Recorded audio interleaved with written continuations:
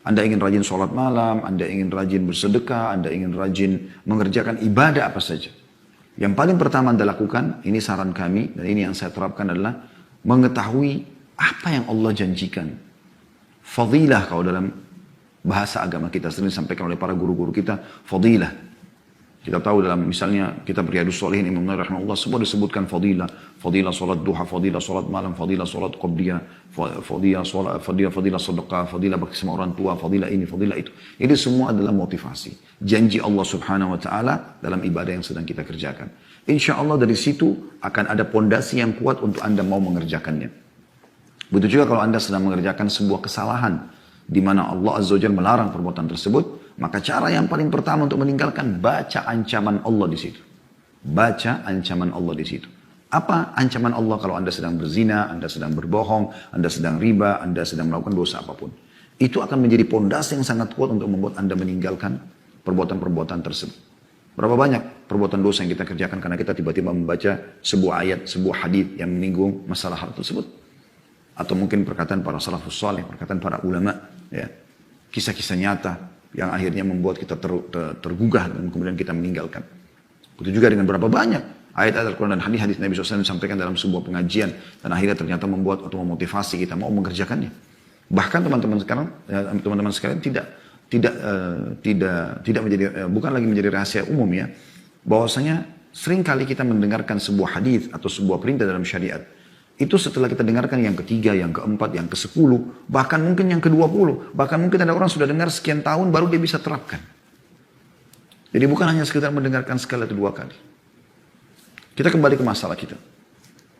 Dalam kitab Targhib Tarhib, dan kebetulan saya ambil dari Sahih At-Targhib Tarhib yang sudah ditulis oleh Al-Mundhiri, kemudian ditelusuri hadisnya oleh Albani rahimahumullah semuanya.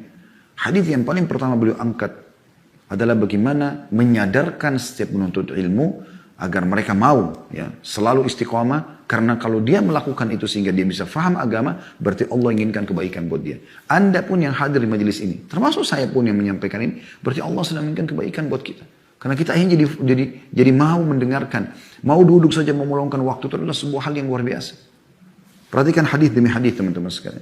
Hadis yang pertama diangkat oleh beliau di dalam kitab Ilm, tepatnya urutan 67 dari awal kitab ini sebenarnya. Tapi hadis pertama beliau mengangkat adalah sabda Nabi SAW yang mulia, diriwayatkan Bukhari, Muslim dan Ibnu Majah, "Man yuridillahu bihi khairan yufaqihu fid din."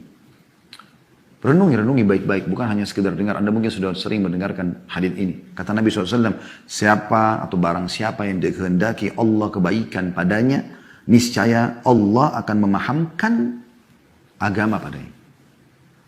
Artinya kalau kita duduk seperti ini, berarti Allah sedang inginkan kebaikan buat kita. Sebagian salaf berkata, kalau Allah memudahkan lisan seorang hamba beristighfar, berarti Allah sedang ingin mengampuninya. Kalau Allah memudahkan seseorang untuk berdoa, maka Allah ingin mengijabahnya. Apapun yang sedang Allah mudahkan Anda mengerjakan, berarti Allah akan menerima dari Anda. Dengan izin Allah SWT, Anda tinggal ikuti syarat dan rukunnya saja. Maka insya Allah dengan izinnya kita harus yakin Allah akan memberikan kepada kita. Tidak boleh ada keraguan terhadap janji Allah Subhanahu Wa Taala. Kita boleh merasa khawatir kalau ada kekurangan. Tapi tidak boleh ragu apakah Allah terima atau tidak. Karena memang Anda bekerja di satu perusahaan, kenapa Anda begitu yakin Anda akan terima gaji? Padahal itu adalah manusia. Sementara Allah, innallaha la yukhliful mi'ad, Allah tidak akan pernah pungkiri janjinya. Perkataan sebagian salaf dari para sahabat dan tabi'in ridwanullahi alaihim tentang masalah, kalau seandainya amalku pasti diterima satu seperti perkataan Ibnu Umar, maka aku akan berterima kasih atau bersyukur kepada Allah SWT. Ini bukan berarti beliau ragu tentang Allah akan terima. Tapi beliau menjadikan itu sebagai motivasi agar beliau selalu semangat mengerjakan ibadah. Tapi pada asasnya orang mukmin tidak ragu. Berdoa saja kita tidak boleh ragu. Kata Nabi SAW, berdoalah pada Tuhan kalian dalam kondisi kalian yakin diterima doa kalian. Karena Allah tidak akan terima doa dari hati yang lalai. Udu rabbakum muqinuna bil ijabah. Fa inna Allah la yaqbalu du'a min qalbin ghafil. Jelas hadisnya. Maka renungi teman-teman sekalian, kalau ada keinginan Anda untuk duduk ya, belajar agama, berarti Allah sedang memberikan kebaikan buat Anda.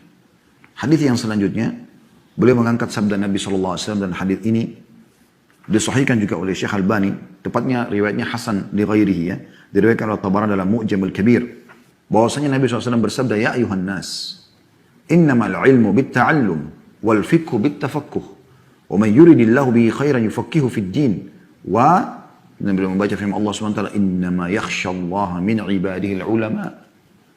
Wahai manusia, ilmu itu hanya didapatkan dengan belajar. Gak ada orang lahir tiba-tiba tahu. Harus belajar. Nanti akan kita singgung insya Allah beberapa sikap para salafus saleh dalam menuntut ilmu. Luar biasa mereka bermuamalah itu. Dalam ilmu itu. Fikih itu dengan tafakkuh. Faham agama ini, tahu halal haram dengan belajar, dengan duduk, lalu merenungi, mempelajari, menghafal, mencatat. Ya. Dan barang siapa yang dikehendaki Allah kebaikan padanya, niscaya Allah akan memahamkan agama padanya.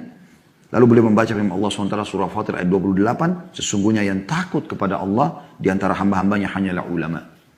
Artinya kalian akan sampai pada tingkat ulama kalau kalian terus menuntut ilmu. Hadis selanjutnya, sabda Nabi SAW, saya tidak butuh terlalu banyak mensyarah hadis-hadis ini. Hadis ini sudah sangat masyhur teman-teman sekalian. Cuma yang saya inginkan bagi diri saya dan teman-teman sekalian, bagaimana realisasinya. Praktekkan dalam kehidupan. Merenungi makna imaniyahnya. Bukan hanya sekedar mendengar. Sayang Anda kalau melewatkan sebuah hadis, sebuah perkataan baik. Sampai pernah ya, seseorang yang bernama Asy-Syu'bi rahimahullah, seorang tabi'in masyhur. Dia pernah berkata, "Lau anna rajulan safara min aqsa Syam ila aqsa Yaman."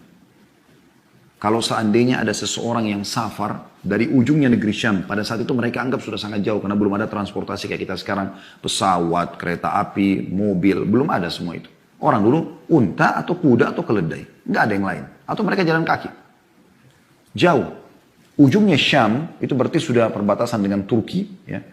Kemudian sampai ke ujungnya Yaman. Di dekatnya ujungnya Yaman. Di bagian selatan sekali ya, Jazirah Arab. Jaraknya jauh.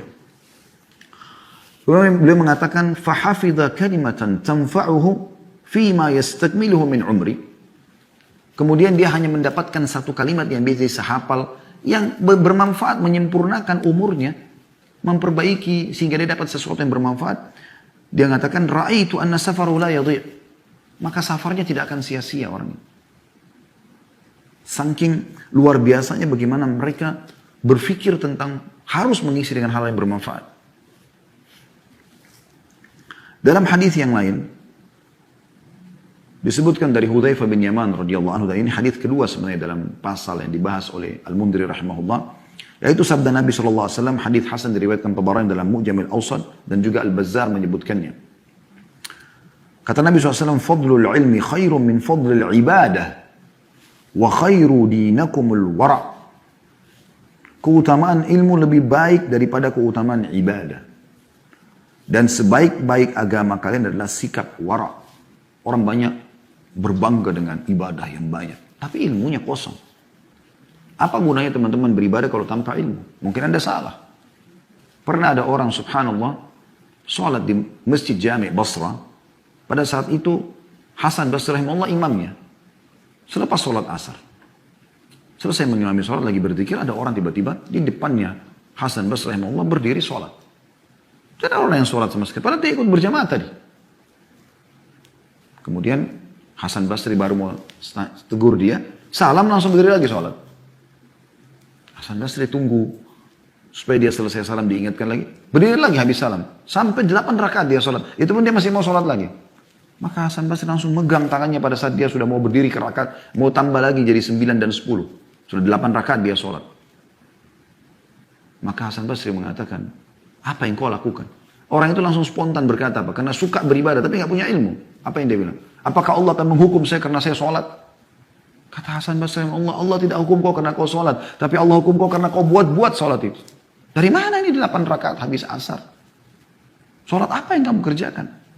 Suka ibadah tapi nggak punya ilmu. Ini banyak orang terjadi. Seakan-akan ibadah itu adalah nomor 1 tanpa ilmu. Subhanallah. Pernah satu kali Imam Ahmad rahimahullah menziarahi Imam Syafi'i, gurunya, di Mesir. Beliau tinggal di Baghdad, Muhammad datang ke Mesir. Lalu Imam Syafi'i pesan sama anaknya, ini orang ahli ilmu dan ibadah. Duduk sama dia. Belajar baik-baik. Walaupun dia tinggal 1 malam. Cuma 1 malam, besok sudah mau pulang. Maka anak Imam Syafi'i menyiapkan segala macam perlengkapan untuk menulis apa yang akan dilakukan atau diucapkan oleh Imam Ahmad. Tapi dia melihat dari mulai duduk makan malam, Imam Ahmad makan banyak sekali. Sementara disampaikan oleh ayahnya Syafi'i rahimahumullah, kalau makan secukupnya. Ini Imam Ahmad kok makan banyak? Dari mana kok seorang ahli ibadah, ahli ilmu, kemudian banyak makan? Tapi anaknya Imam Syafi'i nggak tegur dulu. Kemudian anak Imam Syafi'i pamit tidur sekamar dengan Imam Ahmad, mau tahu sholat malamnya seperti apa. Ternyata semalam suntuk Imam Ahmad nggak sholat malam. Cuma duduk kayak sedang merenungi sesuatu. Habis itu azan subuh mereka pergi ke masjid. Anak Imam Syafi'i semalam suntuk nggak tidur. Dia lihat Imam Ahmad langsung berdiri dari tempat duduk dia ke masjid.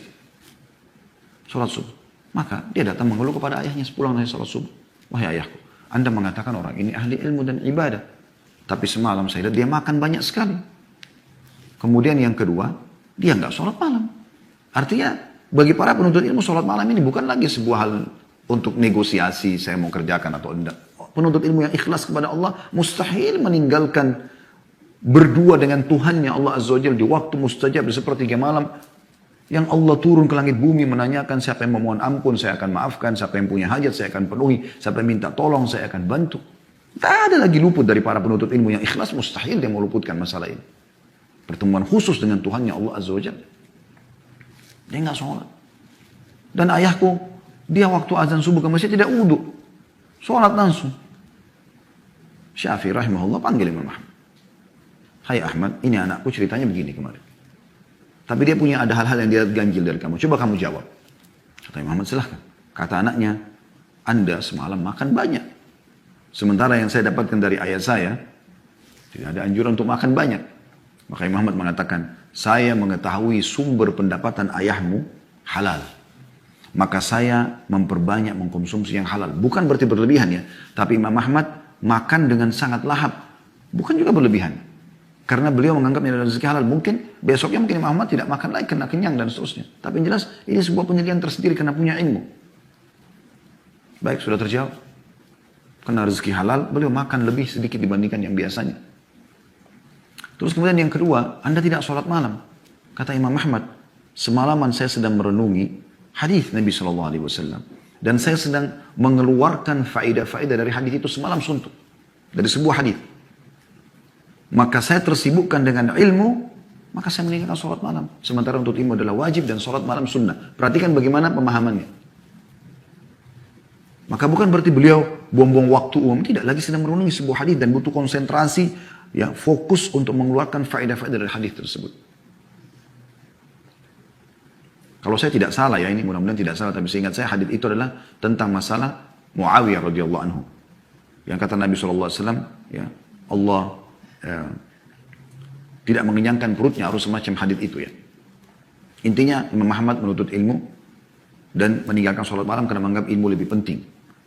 Kemudian yang ketiga, kata anak Imam Syafi'i, Anda pergi masjid tidak wudhu dan sholat subuh tidak wudhu. Kata Imam Ahmad, saya dari Isya masih punya wudhu dan saya tidak batal wudhu saya sampai subuh. Lalu saya tidak usah wudhu, saya tinggal sholat saja. Maka Imam Syafi'i tersenyum kepadanya sambil mengatakan, bukankah sudah saya katakan kepadamu. Artinya teman-teman sekalian, coba renungi bagaimana orang kalau punya ilmu, dia melakukan itu dengan ilmu dan dia tahu mana yang lebih utama. Ini yang kita sayangkan sekali, banyak orang luput dari itu. Yang penting bagi dia ibadah, gitu kan. Walaupun tidak berdasarkan ilmu, nggak mungkin ini.